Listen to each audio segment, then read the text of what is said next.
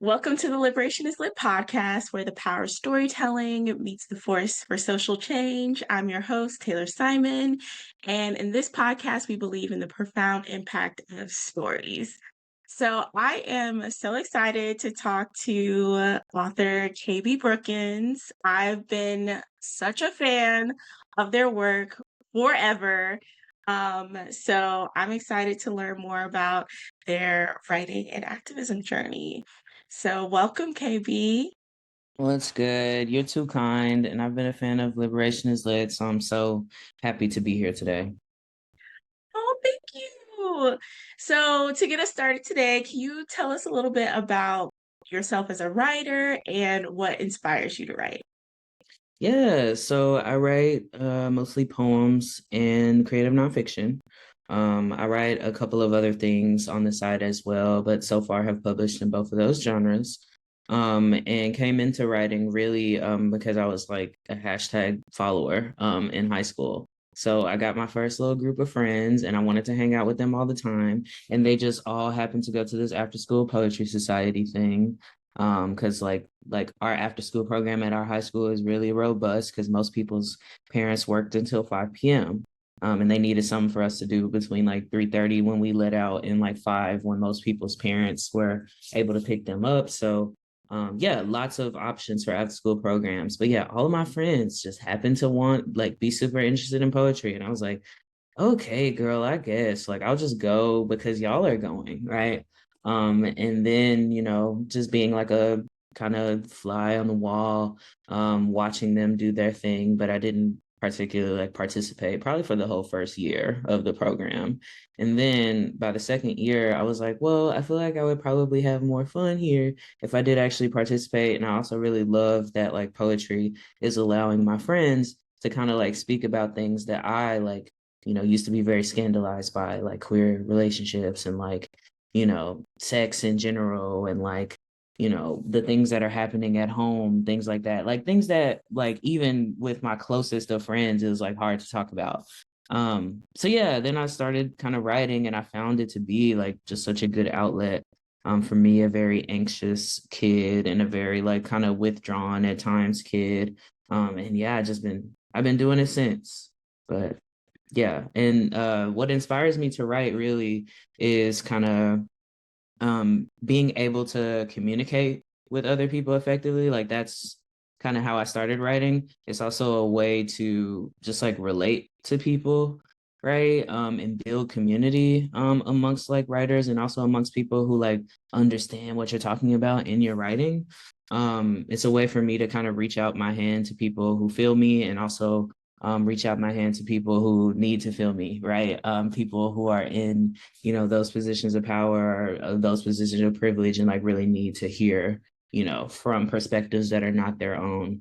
And yeah, I've just fallen in love with like the world of books. An avid reader. I love like getting into someone's mind, someone's world. That's kind of like how I view, reading books. So yeah. Definitely can relate about just like getting into people's minds. And I've been a reader and writer forever too. And I love how you made that connection about like um reaching out to people who feel you and reaching out to people who need to feel you.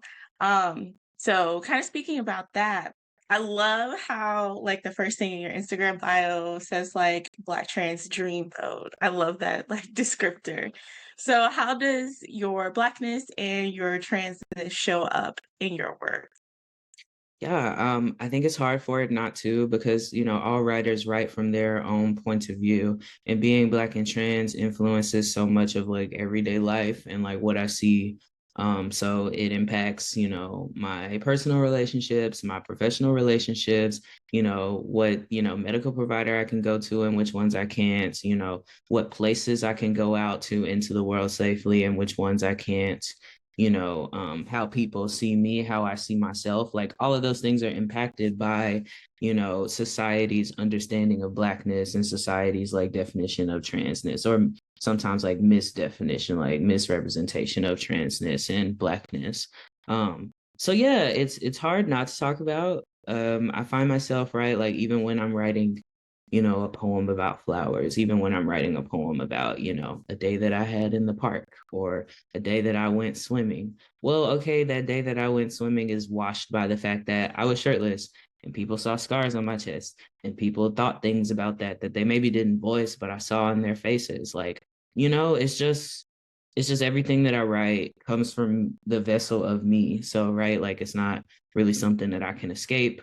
And there's almost this like ask from like, the Black writer, the trans writer of like, oh, all you do is talk about this. And I'm like, well, that's all of how people experience me, right? And even when I do talk about something else, seemingly like when a reviewer gets a hold of it, often white reviewers, often white editors, they're like, oh, this poem that you wrote about, your childhood is about Blackness. They're gonna assign that to the work anyway. So I'm like, why not be intentional with how I navigate that through my work? So yeah. I love that. And also part of your work has been trying to get a poet laureate program in Austin, Texas, which I'm like, Austin didn't have a poet. Even my little old town of Columbia, South Carolina, we have a poet laureate, which I'm happy to say is a Black woman. Right. Um, she's like, what? Austin doesn't have Yeah. and you succeeded, so congratulations. So how did that process go, and what inspired you to go through that process, and what did you learn from it? Yeah, I mean, it really started very similarly to like what you just said. Like, why do we not have this, right? It feels like, why is that the case? Um, and really, I think it actually came out of like, so we have had a youth poet laureate for the past 2 years, right? When the youth poet laureate came about, I think the same year Dallas, yeah, it was 2022, Dallas started their poet laureate program. And then I was like, well, we're the only major city in Texas that doesn't have a poet laureate program for adults, right? Houston, Dallas, San Antonio, and even smaller cities like Laredo, McAllen, like they all beat us to this somehow. And it's weird because when people say Austin, they think of things like ACL, South by Southwest, like all of the like artsy things, right? And I'm like, we can say that we're the film and TV capital of Texas. We can say we're the music capital of Texas. But I'm like, why, when we think about like arts and culture, do we not think about poetry in this city? Even though, there is history in the poetry scene here. We have one of the longest running poetry slams in Texas. And like, period, right? It started in 1994. And we also have it's like constantly on top 10 lists, like the MFA program at University of Texas at Austin. And there are also other like, cultural landmarks, right? James A. Michener like has a whole house or whatever in Austin. And there are so many other like kind of landmarks that people seem to like just not be abreast to, because when you think of Austin art, you don't regularly think about poetry. And I think that's really a shame.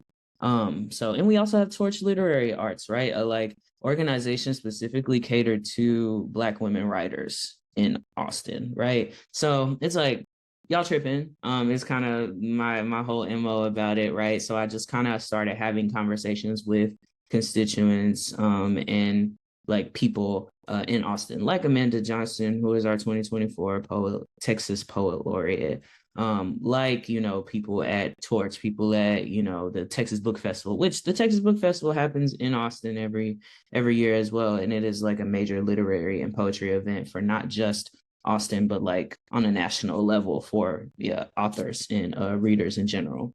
But anyway, so I started talking to people, having these conversations, and then I think I talked to and got the suggestion kind of over and over of like, you should take this to the city level. I think the city would be down. But before you take it to the city level, you probably need to find funding, because the city loves to act broke. And it's not even like just a Austin city thing. Cities love to be like, oh, we like this idea, but where are we going to get the money from? Even though they get like all of our taxes, right? So yeah, they're like, oh, find money, and then also find someone who's willing to run the program. So I was very lucky in the sense that Austin Public Library was down to run the program. I also applied successfully for this grant at the city level. And then the last kind of component was like, okay, I need to go to the city and try to get someone to champion this. A city council member, my council member, Vanessa Fuentes for my district, ended up being that champion. So it was really a slow moving process towards the beginning because I think it was these roadblocks set up, right? Of like funding and a program manager that people, quote unquote, respect and all those things. But, eventually we got it done. And I think that was a lot due to, community involvement in the project, me really trying to make sure that this effort was community minded and talking to people about like, okay, if we were to have a poet laureate, what would we want that to look like? What should the ask be? Putting together a petition, all those things. But yeah, it was like a 2-year process that now has kind of moved forward. So I really think like what I've learned from this process is like there are multiple roadblocks that are set up to like make us not as civically engaged as we could be, number one. But number two, with that being said, it's not impossible. So like if people want to make poet laureate programs in their cities, you just have to be like a lovingly annoying person, for as long as you can be until people do the thing. Yes, lovingly annoying. I made a TikTok like a couple months ago saying like my new favorite thing is to argue with representatives during doing public comment and public testimony. So So real. yes. Um, you have a memoir coming out soon. I'm so excited. How was like writing your memoir different from your poetry collection, Freedom House? Yeah, good question. So Freedom House really came about with like I had the idea for a number of years, probably like first had the idea of like freedom being a house and that metaphor as a jumping off point since like 2019. But I don't know, I'm a little bit of a procrastinator, so I put it off for a little bit. But then I got this fellowship with Penn America where like when I applied, I was like, I'm gonna finish this book named Freedom House. So then I was like, damn, they gave me the fellowship. So now I actually have to do it, right? Um, so I'm a very deadline. I've learned this about myself, right? Like I'm a very deadline oriented person. Often when there's no external deadline, will it get done? Questionable, right? But then I had a deadline of like a number of months. So then I was like kind of writing all of these ideas and then sending them. Like it just so happened really that like an editor from the Vellum, Seb Paramo, who's also a well decorated poet in Texas, he reached out and was like, "Oh, do you have a book that you're working on? Because I want to like read things for Vellum." And it just so happened that I had like basically just finished kind of what ended up being the first draft of the book. So then I kind of locked myself in a dungeon in Alpine, Texas, and like did a kind of second draft of it. And then I kind of sent it to Seb and they liked it enough to publish it. So that was that process, right? And then the memoir process was a little more industry involved, I guess I would say. It was not like just someone shooting in my DMs. It was more so like I had to write a couple of pages, right? And then I had to send those pages to an agent. And then the agent, after I got the agent, I had to actually finish a good 50 more pages, right? And then I had sent it to a number of editors. A really interesting little tidbit about the memoir is we sent it out, maybe to like 10 or so places. The 3 places that got back to us and wanted to do interviews with me were all Black editors. So that goes to show, I think this memoir has taught me like, there are probably books that we don't read because there are not Black editors in those places that they need to be, or there are not agents, right, who find value in Black stories and not just like Black stories that are about Black objection, but also Black stories that are like, multi-marginal like mine, right? Like Black trans stories about being Black and trans in Texas. There are so many books that we don't read because there are not people in those positions to give us a chance. But anyway, with that being said, I went with NAF for a number of reasons. They're a pretty legendary press. Also like my favorite, writer ever, Toni Morrison, like did basically all of her books with NAF, right? So yeah, I went with them. We had to edit because I was like a little atypical in the sense that like I wasn't done with the book. when I reached out to my agent or like when I reached out to the editor. But I was done enough to where people were like, I can see where this is going, or I'm excited to see where this is going. So I had to actually then finish the book. From like 2022 to 23, did some research, did some edits. It's my first ever like nonfiction book, so it was a bit of a learning curve for me too, with like learning the form as I'm kind of on a deadline. And it helps again for me to be on a deadline. With both of these kind of books, I think it was like, okay, someone has said they're gonna do it, so now I have to do it, right? And really a memoir, I think, is like looking at your life, your own life, and finding the moments of most resonance that feel like connected. So I had to also do a dance with like, what is the truth versus like the story in the book, right? Because those things, it's the reason why they call it creative nonfiction, right? It's not like an autobiography in the sense that you have to pick and choose, right? And you have to give some kind of like linearity to like life, which is really non-linear, right? I don't know about y'all, but like I've made the same mistakes over and over, right? And like, there have been times in my life where I'm like, okay, I've made this progress and then I get pushed back, because that's life.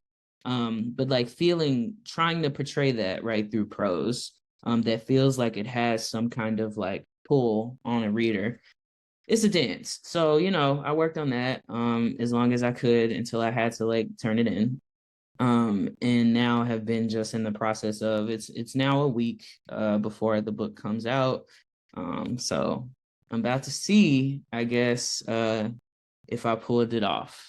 But I'm just so grateful to even have had the opportunity, the chance to be able to tell, parts of my story, in hopes that that story really, moves people.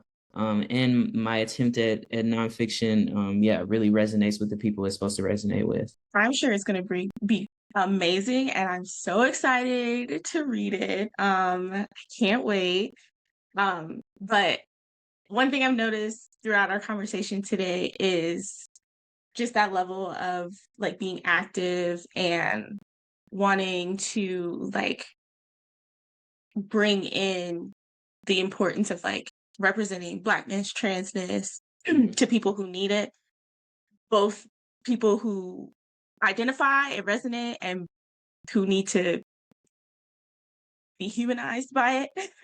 Right. um, how does poetry and writing overlap with your work as an activist?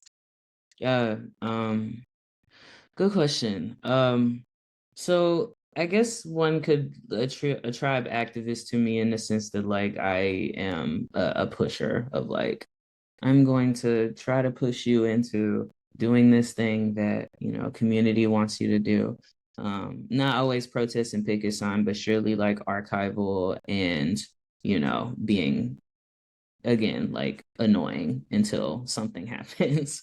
And I guess with poetry, it's always been linked, I think, to social movements in some kind of way for me. I mean, at the very beginning, sure, it was just like me and my friends and our amazing teacher, Lane Duran, in a classroom talking about, ourselves. But I think like it was encouraged of us because this is like, who our teacher was, like, to make poems more than something that just exists on a page, right? So it's one thing to write the poem, but the poem itself is not the activism. Then you have to get the poem to the people who need it, right? And then you have to make the poem useful in kind of social movement spaces. I think a lot about, the Black arts movement, right? And the poets of that time who are going to, these, academic conferences, these like otherwise not politicized arenas, and telling people about things like, okay, the plight of Black people, right? The plight of insert community, and really spreading awareness about a kind of like social phenomenon, but going past spreading awareness and instead going towards like, how can I make this? How can I give this to the people on the ground and they can, better inform themselves and like galvanize. How can I galvanize people into action with my words? I think a lot about, Franny Choi has a poem actually called Museum of Human History. And it's about like, right, and moving towards abolition. And it's been taught at like abolitionist conferences and things like that. So when I'm even thinking about book placement, for something like Freedom House, I'm like, okay, sure, I could go to universities, but like, do I need to and I need to intentionally try to go to LGBT centers. I need to try and talk to political organizers. I need to try and go to, maybe what do you call it? Museums, places like, talking at the kitchen table about these things to family members. Like, so I'm thinking about like, okay, now I have the thing. How can I make the thing useful? Right. And how can I even when someone invites me to go do uh a reading or some kind of talk or something like that, how can I bring politics into the room? How can I make sure that they're not seeing me as like diversity hire, and instead I'm going into those places where people need to hear about themselves and saying what I need to say. A thing that I've been doing really as of late, when people invite me places, I'm like, if you invite me, just know that I will talk about the ongoing genocide of Palestine. Just know that I will talk about, right, the plight of trans people right now, which is like we're getting really nuked by legislation, no matter how democratic allegedly our president is, right? I will talk about Texas politics and humanize the people of Texas who have been like dehumanized in so many ways by the media. Like I'm gonna do all those things, right? So like using a platform whenever I have it as an opportunity to bring those things, bring those people who are often like shut out, right, of these spaces into the room, and also like speak to the people who are in the room who do have those identities who need to be like heard. So yeah, those are a couple of ways. I love that. I love that so much. And I love that you're not only using your work, but you use the work of others. Like I saw a post the other day about like, oh, I'm not into poetry, and you gave all these like poetry recommendations. So what have you been reading lately? And of course I have to ask this question because we're a bookish podcast. Yeah, good question. I have been reading a assortment of things, mostly actually books of people whom I'm gonna be in conversation with, like in the leading up to weeks to my tour for Pretty. So I have a conversation in Portland scheduled with Zoe Bossiere, who wrote this book Cactus Country. I'm really, really loving it. It's a boyhood, what she calls a boyhood memoir. And I would highly recommend it based on, how far I am in the book so far. I am also, let me think. I've also read recently Fady Joudah's new poetry collection, which I find to be really rich and great and necessary to read in this moment. Honestly, like don't know how to say the title, but it's just like three dots in brackets. So it's like kind of like a nameless title. But yeah, that book. I also recently read You Get What You Pay For, which is an essay collection that just came out by Morgan Parker. A lot about Black womanhood, a lot about experiences of trauma and just like kind of what it's like or what it has been like for her being a Black woman in publishing too, which I think is like really important to talk about. And I really liked it. It was like both funny and also tragic at times, and also like, you're making me like think deeper, right, about what this experience is. So yeah, those are three. I love that. Um, so my last question for you is, what advice would you offer listeners who want to make a positive impact in their communities? Well, first thing probably is to do some Googles, find out what's already happening in your local community, because I guarantee you there is something already happening, whether it be like in the literary space, in the activist space, in both spaces, like overlapping. Yeah, when I first moved to Austin, Texas, 6 or so years ago, the first thing I did, because I mean, admittedly, I was jobless, right? So I ain't have nothing better to do at the time. But like for the whole first month that I was there, I was just like looking up Facebook groups, looking up, what open mics happen here, looking up like Oh, what are the queer and trans, like the spaces where queer and trans people hang out, specifically queer and trans people of color? Like I was just looking for places where I could plug in, places where I could both meet people and like invest in the community. Because you can't just like go somewhere and then like expect people to like, like give you everything when you're like not giving anything back, right? I also looked up like, what are my local bookstores? Like where can I go and find books and buy my books most ethically, things like that. So do some Googles. The information is out there. You just got to go find it. Oftentimes, I mean, maybe it's because I'm Black and trans in Texas, but I'm down to just go find the thing, right? Even if I can't like look it up on Facebook or Twitter, I'm like, well, I'll just pull up then. And just figure it out, right?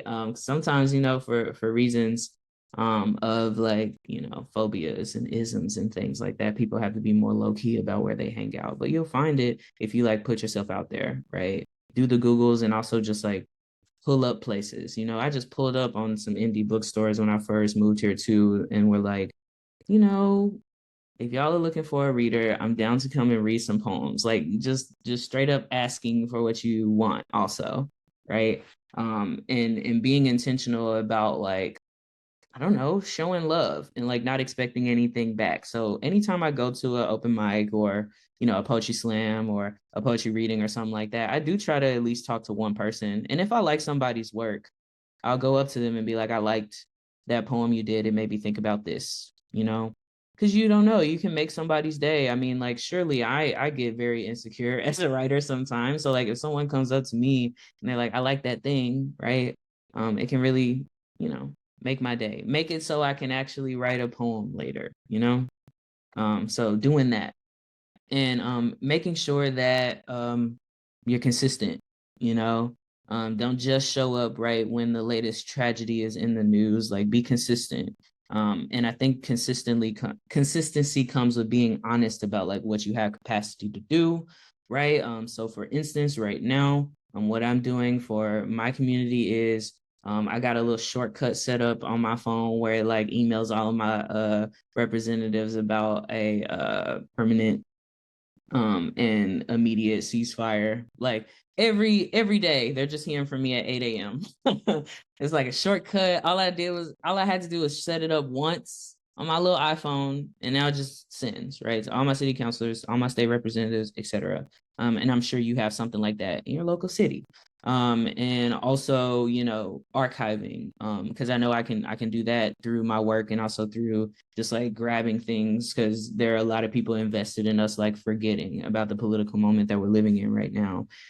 So I'm doing a number of those things. So like knowing what you can do and being consistent with doing it, right? I think goes a long way. That was such great advice. And thank you so much for this wonderful conversation. Where can people find you and your work in these internet streets? Oh man. So probably Earth 2KB. That is EARTHTOKB. That's my handle on Twitter. I refuse to call it X. Instagram, TikTok. If you search that on Facebook or YouTube, it should also come up. It's also my website handle, earth2kb.com. So that is my little brand, my little slice of the internet. So if you ever want to holler at me, just look up Earth2KB. Well, thank you so much again. Y'all make sure to pre-order and order pretty. Um, we're gonna be so excited to read that memoir and Freedom House too. So yeah, you'll be able to find all those in the links on the website. And thank you so much for being part of the Liberation is Lit podcast. And if y'all have any stories to share, want to suggest any topics, or want to connect, you can find us on Instagram, Facebook, TikTok. We're at Liberation is Lit, or our website, liberationislit.com. If you enjoyed this episode, please consider leaving a review. And remember, your voice matters. And together, through the lens of stories, we're making a difference in the world. Thank y'all so much. Yes.